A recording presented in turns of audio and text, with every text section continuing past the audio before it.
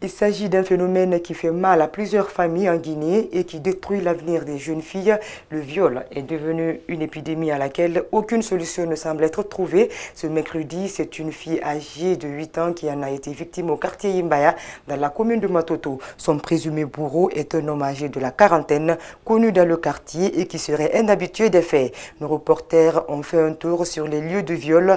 Ils ont pu rencontrer la victime. Reportage André Moussi Milimonou, Ibrahima Souri Camara. Les cas de viol de plus en plus récurrents en Guinée. Cette fille a été violée ce matin par un homme âgé de la quarantaine. Prise de peur, elle nous explique la scène. Il m'a allongé sur le lit, puis s'est couché sur moi. Quand j'ai crié, il s'est levé. Et lorsque je pleurais, il m'a dit de me calmer et de n'en parler à personne. Ses parents n'arrivent pas à retenir leurs larmes. La mère de la petite fille, sous le choc, raconte qu'après avoir constaté les saignements de sa fille, elle s'est posé plusieurs questions et elle a fini par s'apercevoir qu'elle a été violée. Elle demande que justice soit faite. Elle était allée chercher les habits d'Ali pour que sa grande sœur fasse la lessive. Arrivée là-bas, Ali lui a demandé de rentrer, elle a refusé. Mais il a beaucoup insisté, il l'a pris par la force et puis l'a violée. Le présumé violeur du nom de Ali Yula, lui, est en cavale. Nous avons tendu le micro à ses parents pour avoir leur version des faits, mais aucun d'eux n'a voulu s'exprimer. Mot de santé dans ce journal, un échange a eu lieu ce matin entre plusieurs acteurs de la société civile. Il était question de faire l'étude d'un rapport sur les dysfonctionnements constatés au niveau des structures sanitaires guinéennes. Si la gratuité des soins contre la tuberculose, le paludisme et le VIH est officielle, mais hélas, cette décision a du mal à être appliquée à l'intérieur du pays, surtout avec la rupture des ARV. Alcénie Barré commente les images d'Amara Alexilla. Cette réunion est axée essentiellement sur l'observatoire qui permet de définir les stratégies pour la mise en place d'un plan de plaidoyer au niveau des décideurs pour le VIH, la tuberculose, le paludisme. D'après les études, les ruptures d'ARV sont légion, ce qui facilite la propagation de ces maladies. Pourtant, les soins sont gratuits.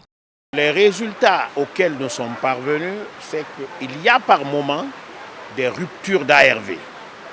Il y a des ruptures d'intrants, il y a parfois des entorses aux droits humains pour les maladies stigmatisantes comme le VIH-Sida et les maladies réémergentes. Donc nous faisons un plaidoyer au niveau des décideurs pour une meilleure prise en charge de ces pathologies.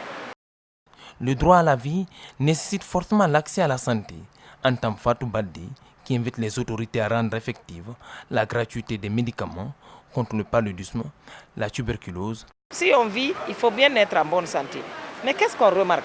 Il y a beaucoup de fonds qui sont mis à la disposition de la Guinée, mais qui ne sont pas utilisés de façon équitable pour les objectifs assignés au départ. Quand vous prenez la tuberculose, le paludisme et le VIH, c'est des pathologies dont le traitement est gratuit. Mais comment accéder à cette gratuité? C'est tout le problème de tous les citoyens. C'est-à-dire qu'il faut que celui qui est à Yukunku, ou qui est à Lola, ou qui est à Lebekere et à Mali là-bas, puisse avoir l'accès aux ARV chaque mois liés à son traitement. Ces rapports se font chaque 3 mois pour une durée de 3 ans.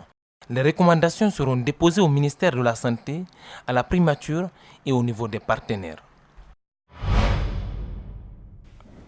Si avant on le prenait pour un guignol, aujourd'hui les Guinéens doivent le prendre au sérieux. La star guinéenne du moment, l'artiste Grand P, a regagné après des semaines de tournée dans certains pays limitrophes, une tournée qui a permis cet artiste à la taille et à la voix particulière de faire des collaborations avec d'autres grands noms de la musique africaine.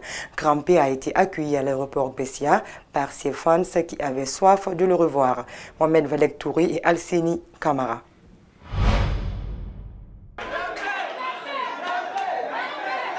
Grand P à l'aéroport international de Conakry-Bessia. Celui qui est appelé à juste raison star du moment est accueilli en grande pompe par ses fans. tous habillés en t-shirt à son effigie.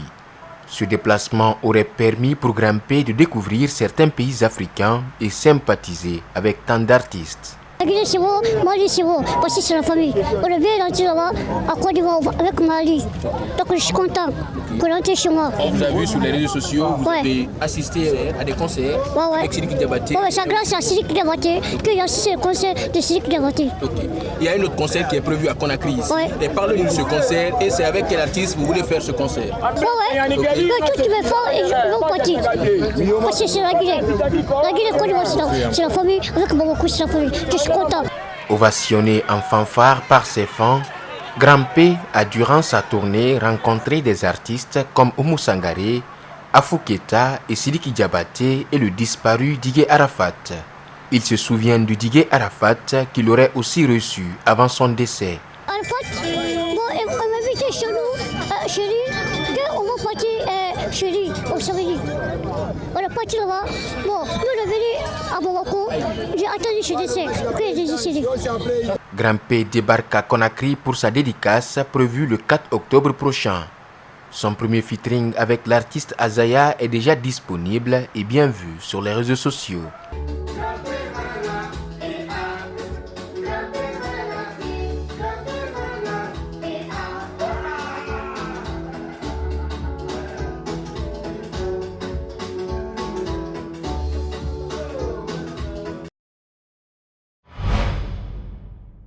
Voilà, c'est la fin de cette édition. Merci à tous de l'avoir suivi. Restez toujours connectés sur Espace TV. Les programmes continuent.